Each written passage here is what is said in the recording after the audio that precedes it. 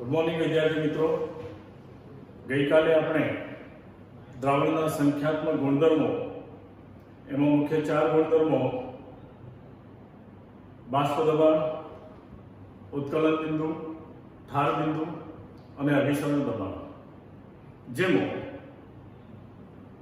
બાષ્પ દબાણ આધારિત રાઉટનો નિયમ, રાઉટના નિયમમાં ઘન પદાર્થને પ્રવાહીમાં દ્રાવ્ય કરતા બનતા દ્રાવણમાં દ્રાવ્ય પદાર્થનો અણુભાર શોધો।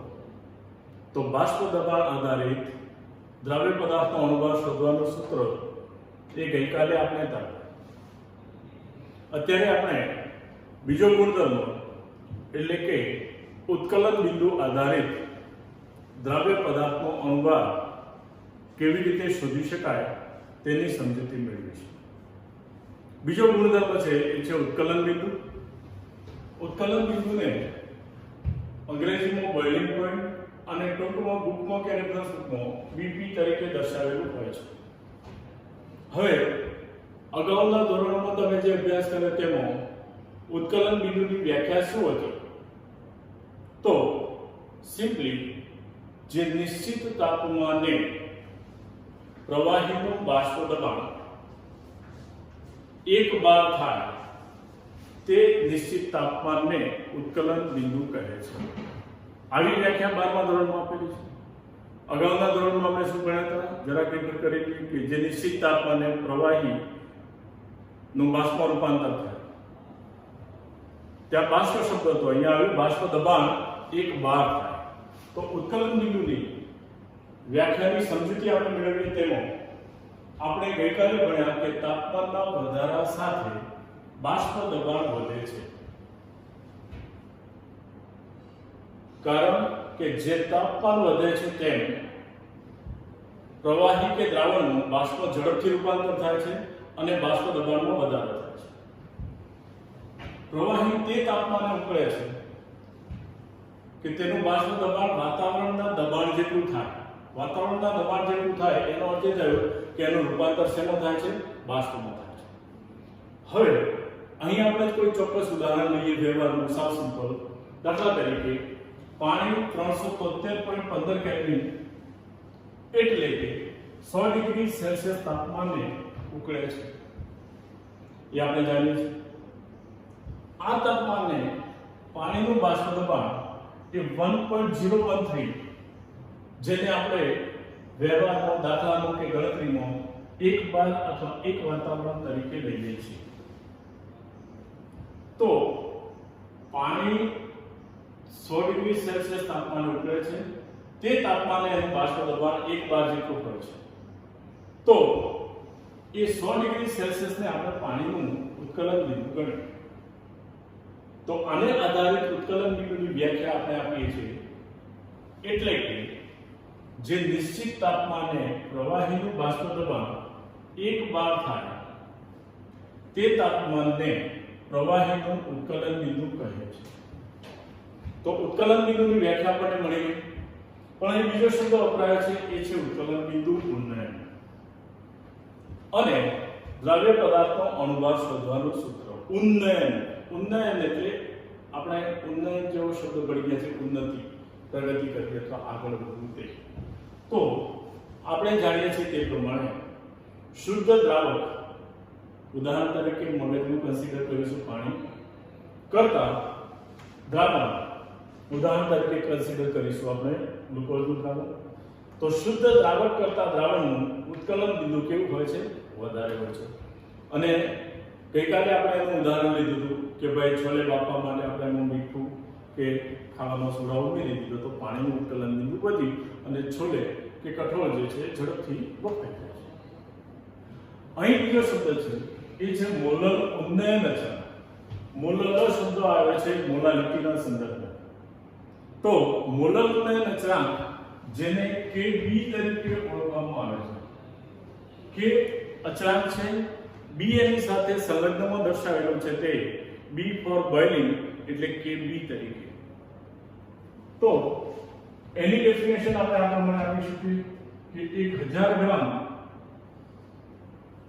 એટલે કે 1 કિલોગ્રામ દ્રાવકનો દ્રાવ્યના 1 મોલ દ્રાવ્ય કરતા ઉત્કલન બિંદુમાં થતા વધારાને મોલર ઉન્નયન અચળાંક Kb કહે છે. હવે વ્યાખ્યાનો સંદર્ભ શરૂઆતમાં લઈએ આપણે તો 1000 ગ્રામ એટલે કે 1 kg દ્રાવકમાં દ્રાવ્યના 1 મોલ દ્રાવ્ય કરતા તો બનતું દ્રાવણ છે 1000 kg માં 1 મોલ. તો એ તો કોની ડેફિનેશન થઈ ગઈ? મોલાલિટી. તો આને સિમ્પલી આપણે લખી શકીએ ટૂંકમાં કે એક મોલર દ્રાવણના ઉત્કલન બિંદુમાં થતા વધારાને મોલર ઉન્નયન અચળાંક Kb કહે છે. જે જુદા જુદા દ્રાવણો માટે જુદો જુદો હોઈ શકે અથવા જુદા જુદા પદાર્થો માટે જુદો જુદો હોઈ શકે, પણ મોલર ઉન્નયન અચળાંક આ પદાર્થોના જુદા જુદા દ્રાવણો માટે કન્સિડર ન કરતા પ્રથમ આપણે કન્સિડર કરીએ 1 મોલ માટે. તો આપણે દ્રાવ્ય કણો ની સંખ્યા આધારિત ગુણધર્મને જરાક મોલરના સંદર્ભમાં રેફર કરીએ તો દાખલા તરીકે અહીં ધ્યાન આપજો જરા. 1 લિટર પાણી ધરાવતા 3 બીકર લઈ લીધા છે આપણે A, B અને C. પહેલા બીકરની અંદર આપણે 60 ગ્રામ યુરિયા દ્રાવ્ય કરીએ છીએ. 60 ગ્રામ યુરિયા તો 60 એ શું છે? જનરલી આપણે જાણીએ છીએ યુરિયાનું આણ્વીય દળ. તો 1 લિટર પાણીની વિશિષ્ટ ઘનતા 1 છે એટલે 1 લિટર બરાબર કેટલા ગ્રામ થઈ જશે? 1000 ગ્રામ એટલે કે 1 kg. તો એમાં 60 ગ્રામ યુરિયા ઓગાળ્યો એટલે કેટલો? 1 મોલ ઓગાળ્યો. તે જ રીતે 180 ગ્રામ ગ્લુકોઝ બીજા બીકરમાં ઓગાળ્યો તો 180 ગ્રામ 180 એ ગ્લુકોઝનો આણ્વીય દળ છે. તો બનતું દ્રાવણ પણ કેટલું મળ્યું? 1 મોલ. અને ત્રીજું દ્રાવણ આપણે સૂત્ર જેને કે ખાંડનું લઈએ છીએ તો 342 ગ્રામ દ્રાવણ કરે તો એનું દ્રાવણ પણ કેટલું મળ્યું? 1 મોલ. તો આ ત્રણેય દ્રાવણો 1 મોલ જ મળ્યા. તો આ ત્રણેયના ઉત્કલન બિંદુમાં થતો વધારો એ કેવો હશે? અચળ હશે.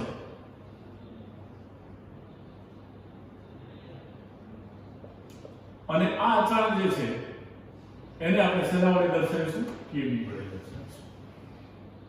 તો ફરીથી જરા રેફર કરીએ. એક મોલર દ્રાવણના ઉત્કલન બિંદુમાં થતા વધારાને મોલર ઉન્નયન અચળાંક Kb કહે છે.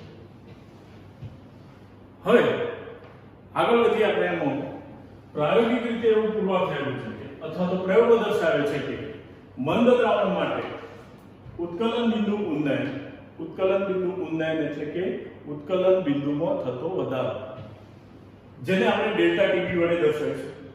દ્રાવણમાંના દ્રાવ્યની મોલર સાંદ્રતાના સમપ્રમાણમાં હોય છે એટલે કે delta TB proportional two m. મોલાલિટીના સંદર્ભમાં એ વધારો જોવા મળે છે. ડેલ્ટા ટીબી એ શું છે? તો ડેલ્ટા ટીબી બરાબર ઉત્કલન બિંદુમાં થતો વધારો એટલે કે ટીબી માઈનસ ટીબી0. ટીબી એ શું છે? તો દ્રાવણનું ઉત્કલન બિંદુ. ટીબી0 જે છે ધ્યાન રાખજો 0 છે એ શુદ્ધ પદાર્થ માટે આપણે વાપરીએ છીએ સિમ્બોલિક રિપ્રેઝન્ટેશનો. તો ટીબી0 શુદ્ધ દ્રાવકનું ઉત્કલન બિંદુ છે. તો ડેલ્ટા ટીબી પાણીનું ઉત્કલન બિંદુ ધારો કે 100 છે, પછી એમાંથી વધારો થયો અને દ્રાવણનું ઉત્કલન બિંદુ આપણને ધારો કે 102 મળ્યું તો ડેલ્ટા ટીબી બરાબર કેટલા થાય? 2. તો એ આધારે ડેલ્ટા ટીબી ઉત્કલન બિંદુમાં થતો વધારો પ્રોપોર્શનલ ટુ મોલાલિટી. હવે ચેલેન્જ આપણે દૂર કરી દઈએ અને ઇક્વલ ટુ મૂકી દઈએ તો ડેલ્ટા ટીબી બરાબર શું મળશે આપણને? Kb * m, જેને સમીકરણ 1 તરીકે આપણે દર્શાવીશું. હવે જરા ધ્યાન આપો. Kb જે છે એ મોલર ઉન્નયન અચળાંક છે જેની વ્યાખ્યા ઉપર આપણે મળી ગયા છે. એ મૂલ્ય આપણે મૂકી દીધું. ડેલ્ટા ટીબી ઉત્કલન બિંદુમાં થતો વધારો, Kb બરાબર મોલર ઉન્નયન અચળાંક અને સ્મોલ m ફોર મોલાલિટી. ધ્યાન રાખજો કે જેની વ્યાખ્યા આપણે અગાઉ ભણી ગયા છે. તો ડેલ્ટા ટીબી બરાબર Kb * m આપણને મળશે. તો ડેલ્ટા ટીબી બરાબર Kb * m, જ્યાં m બરાબર મોલાલિટી છે. તો મોલાલિટીનું સૂત્ર આપણને આવડે છે. મોલાલિટી બરાબર દ્રાવ્યનું દળ જેને આપણે W2 તરીકે દર્શાવ્યું છે, છેદમાં દ્રાવ્યનું આણ્વીય દળ જેને મોલિક્યુલર માસ M2 વડે આપણે દર્શાવીએ છીએ, મલ્ટીપ્લાય બાય 1000 ડિવાઇડેડ બાય દ્રાવકનું દળ, દ્રાવક માટે આપણે W1 દર્શાવીએ. તો એને સૂત્ર પ્રમાણે m બરાબર સ્મોલ m બરાબર W2/M2 ગુણ્યા 1000/W1. આ કિંમત જે છે એ સમીકરણ 1 માં આપણે મૂકી દઈએ તો મોલારિટી m ના બદલે આપણે શું મૂકી દીધું? W2/M2 * 1000 * છેદમાં W1. તો m2 ને સૂત્રનો કરતા જો આપણે બનાવીએ તો m2 બરાબર Kb * W2 * 1000 divided by delta Tb * W1. આ સમીકરણ પરથી દ્રાવ્યનું આણ્વીય દળ જે છે એ સરળતાથી આપણે શોધી શકીએ છીએ. ધ્યાન રાખજો મિત્રો, બુકમાં જે છે એ આલેખ આપેલો છે, એ આલેખ માત્ર સમજૂતી માટે છે. થિયોરિટિકલ બેઝ ઉપર પ્રશ્ન આપણને પૂછાય તો આલેખની કોઈ જરૂર હોતી નથી. બીજો ગુણધર્મ આપણે ભણ્યા ઉત્કલન બિંદુ ઉન્નયન. હવે ત્રીજો ગુણધર્મ છે એ છે ઠાર બિંદુ અવનયન. જેમ ઉન્નતિ એટલે પ્રગતિ, આગળ વધવું તેમ અવનયન એટલે અવગતિ, નીચા ઉતરવું તેમ. તો અહીંયા ઠાર બિંદુ અવનયન અને તે આધારિત દ્રાવ્ય પદાર્થનો અનુવાદ શોધવાનો છે. ઉત્કલન બિંદુની જેમ જ આ થિયોરી આપણે સમજવાની છે. Be careful. આમાં થોડીક આપણે ઉતાવળ કરીશું. જે 7-8 મિનિટ જેટલો સમય આપણે પહેલું સમીકરણ તારવવામાં કાઢ્યો એટલો સમય આમાં નહીં જાય, કારણ કે બધી મેટર સેમ છે. નામ પરથી સમજૂતી કે વ્યાખ્યા મળી જાય આપણને. તો આપણે જાણીએ છીએ કે જે તાપમાને પદાર્થનું તેની પ્રવાહી અવસ્થામાં બાષ્પ દબાણ, અહીંયા પણ વ્યાખ્યા બાષ્પ દબાણના સંદર્ભમાં આપેલી છે.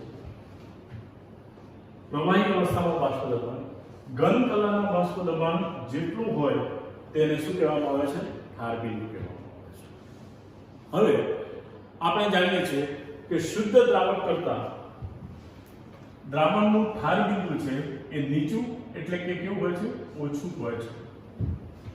પાણી કરતા મીઠાનું દ્રાવણ લઈએ આપણે તો બંનેના ઠાર બિંદુમાં શું ફરક જોવા મળે છે?